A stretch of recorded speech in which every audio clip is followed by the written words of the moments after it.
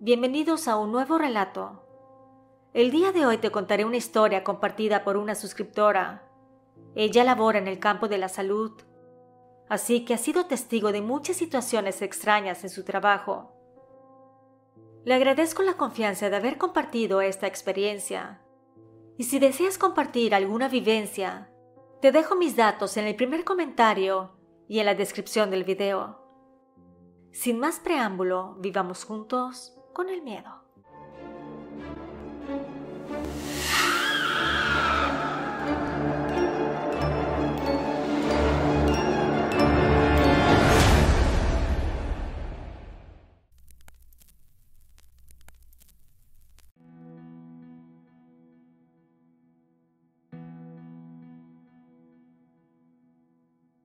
Mi nombre es Amelia y desde pequeña siempre soñé con ser enfermera. La fascinación por la medicina y el cuidado de los demás me llevó a un camino apasionante y a veces aterrador. Comencé mi formación en la Cruz Roja, donde hice mis primeras prácticas y voluntariados en las ambulancias, y hasta juré bandera en el puesto de Barcelona, un momento que siempre recordaré con orgullo. Fue entonces cuando decidí profundizar en mi vocación y me matriculé en la carrera de enfermería. Durante mis estudios me asignaron a un hospital muy famoso para realizar mis prácticas. Este hospital, conocido como el Hospital del Tórax, tenía una reputación que iba más allá de la medicina. Era un lugar del que se había hablado mucho en televisión, no solo por su historia médica, sino también por las actividades paranormales que ocurrían entre sus paredes, con varios testigos que afirmaban esos hechos. En este hospital se realizaban muchas pruebas, sobre todo radiografías torácicas, ya que este edificio era destinado para enfermos de tuberculosis y también habían pacientes con enfermedades alcohólicas e incluso algunos con problemas mentales. Acá te dejo unas fotos para que puedas apreciar el tamaño del edificio y también darte una idea de lo aterrador que podía verse. A pesar de las historias y mi nerviosismo inicial, nunca experimenté nada paranormal. Los días transcurrían de manera normal, atendiendo pacientes y realizando pruebas, pero siempre con esa sensación latente de estar en un lugar lleno de historias no contadas. Después de terminar mis prácticas, me trasladé a otro centro médico y el hospital cerró sus puertas años más tarde. El 31 de diciembre de 1986 se dio de alta al último internado y más de una década después, el sanatorio anunció su cierre definitivo en el año de 1997. Una vez cerrado, el recinto quedó completamente abandonado y en torno a él surgieron muchas historias de terror y paranormales, según por el sufrimiento y dolor de las personas que habitaban en ese complejo, incluyendo suicidios que sucedieron dentro de sus paredes. Así que, como podrás intuir, el hospital quedó en ruinas.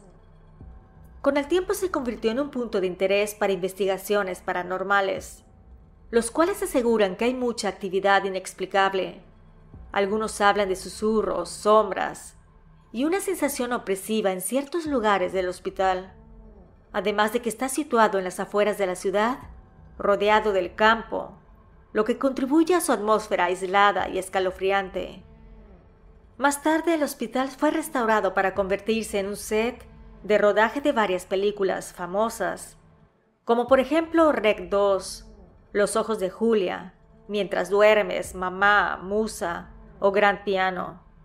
Los actores y el equipo de producción también reportaron experiencias extrañas, sensaciones de ser observados, zonas de frío inexplicable y una atmósfera que muchos describen como inquietante. Al día de hoy, el recinto ha sufrido una reforma y se ha convertido en el Parque Audiovisual de Cataluña. Aunque mi tiempo en el Hospital del Tórax no estuvo marcado por lo paranormal, ya que yo en lo personal no viví ninguna experiencia terrorífica, el haber trabajado ahí fue invaluable. Quise hacer mención de esto para que entiendas que habiendo trabajado en uno de los lugares más terroríficos de Barcelona, no me sucedió algo espeluznante. Sin embargo, no me salvé de vivir experiencias paranormales, mientras trabajaba en otro edificio, y es de eso de lo que voy a platicarte a continuación. Esto que te voy a contar me sucedió hace algunos años en el hospital donde trabajo actualmente. Este hospital también está situado en una carretera que pasa por un cementerio, rodeado de campos, lo que contribuye a su atmósfera aislada y misteriosa. Una de las experiencias más sorprendentes y perturbadoras que viví ocurrió durante una de nuestras largas noches de trabajo. Nuestro horario nocturno consiste en turnos de 10 horas, alternando semanas largas y cortas. Trabajo en la sala de partos, pero también laboro en el quirófano cuando es necesario. Aquella semana trabajé jueves y viernes, y tuve el fin de semana libre, por lo que regresé a trabajar el lunes por la noche. Como de costumbre me cambié de ropa al llegar y fui a recoger mi busca, que es un teléfono que utilizamos para recibir exclusivamente llamadas de emergencia. Después, nos reunimos para recibir las asignaciones y comenzar nuestra jornada. Muchas veces esta va desde reponer suministros, asistir en cesáreas que lo requieran, y relevamos a quienes han terminado su turno. En fin, hacemos todo lo necesario para apoyar tanto a los médicos como a nuestros compañeros. Esa noche de lunes sucedió algo inquietante. El jueves anterior, cuando no estaba de turno, operaron a una señora de varices. La cirugía parecía haber salido perfectamente, y el viernes la dieron de alta. La señora se estaba cambiando en el baño para irse a su casa, cuando de repente un trombo se le subió a la cabeza y se desplomó, con tan mala suerte que su cabeza golpeó contra la taza del lavabo. Las enfermeras acudieron rápidamente, pero desgraciadamente la señora perdió la vida. Ella era donante de órganos, así que la trasladaron a la unidad de cuidados intensivos para mantener sus órganos vitales en condiciones óptimas para la donación.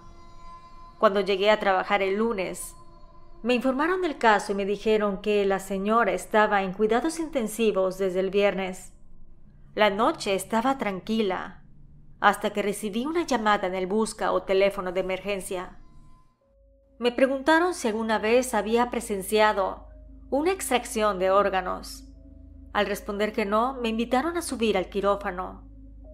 Aunque podría parecer macabro, la curiosidad y el sentido del deber me impulsaron a aceptar. Al llegar me encontré con un despliegue impresionante. El quirófano estaba lleno de gente y el pasillo abarrotado de neveras especiales con hielo puro, listas para recibir los órganos de aquella mujer. Vi cómo extraían el corazón aún latiendo, antes de ser colocado en una de las neveras. Un equipo de Valencia se llevó una parte del hígado, el equipo de Madrid se llevó los pulmones, y el equipo de Barcelona se quedó con el corazón. Aunque no pude estar dentro del quirófano, observé todo el proceso junto al anestesiólogo involucrado. Ambos mirábamos con admiración cómo el equipo médico realizaba su trabajo con precisión y eficacia. Al terminar la extracción, todos se marcharon y quedaron únicamente el patólogo, la enfermera ayudante y nuestra compañera responsable. Finalmente pudimos entrar para ver cómo había quedado la donante.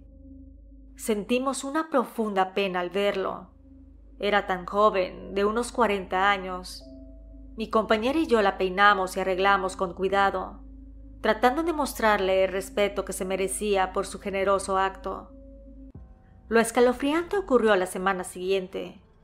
Recibí una llamada de la planta 5.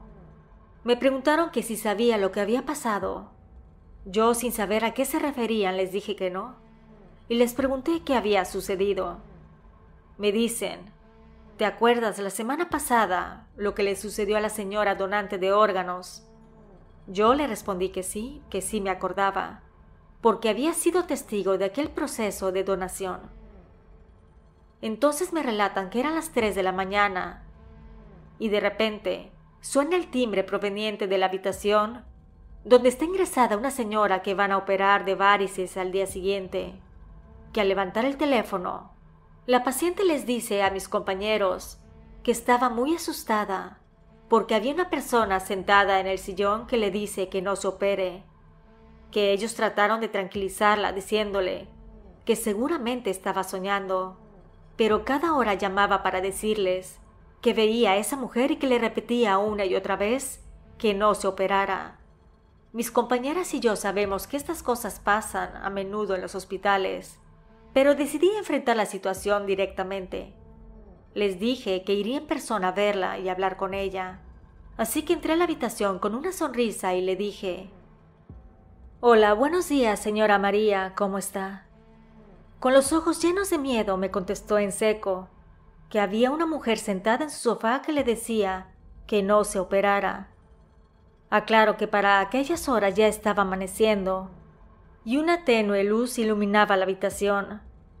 Así que prendí la lámpara, volteé a ver y con mi mejor ánimo le aseguré que no había nadie ahí. Pero ella insistía que sí, ahí estaba esa mujer, que no la había dejado dormir porque a cada rato le decía que no se operara. Honestamente sentí un cambio en la temperatura de la habitación y me ericé. A simple vista no había nadie, pero las palabras de la paciente pudieron haber sido las culpables de que me estremeciera, o tal vez la sensación de que efectivamente el alma de alguna mujer estuviera vagando en su habitación. Entonces le pedí que me describiera a la persona. Cuando lo hizo sentí un escalofrío recorrer mi cuerpo. La descripción era de la misma señora de la donación de órganos, joven, con el cabello corto y castaño. Disimulando mi sorpresa le dije que ahora volvía y salí de la habitación con el corazón acelerado. Fui a la enfermería y les conté a mis compañeras lo que estaba pasando. Les dije que evidentemente se le había aparecido la señora de la donación de órganos. Todos nos quedamos sorprendidos. Sin embargo, estas cosas paranormales a veces suceden, porque en los hospitales muchas personas fallecen y podrían acarrear situaciones paranormales. Aquella aparición se repitió varias noches más. Sin embargo, con el tiempo, cuando las pacientes se operaban de varices y se marchaban a casa sin problemas, ese espectro dejó de aparecer. Trabajar en un hospital es presenciar a diario mucho sufrimiento, pero también la llegada de nuevas vidas. He aprendido que hay más cosas de las que podemos entender o explicar. Espero que nadie se sugestione y que todos confíen en que, con la ayuda de Dios, todo saldrá bien. Quiero aprovechar para enviar saludos a Monse y a su hija Soraya Agregado Amores, Jessica Castañeda, Tita Vargas, Yeye Mejía, Mario Boldo, a Rufino Heredia y a Fe Valtierra, y a todos ustedes que me escuchan y apoyan continuamente. Nos escuchamos pronto. ¿Y tú vives con el miedo?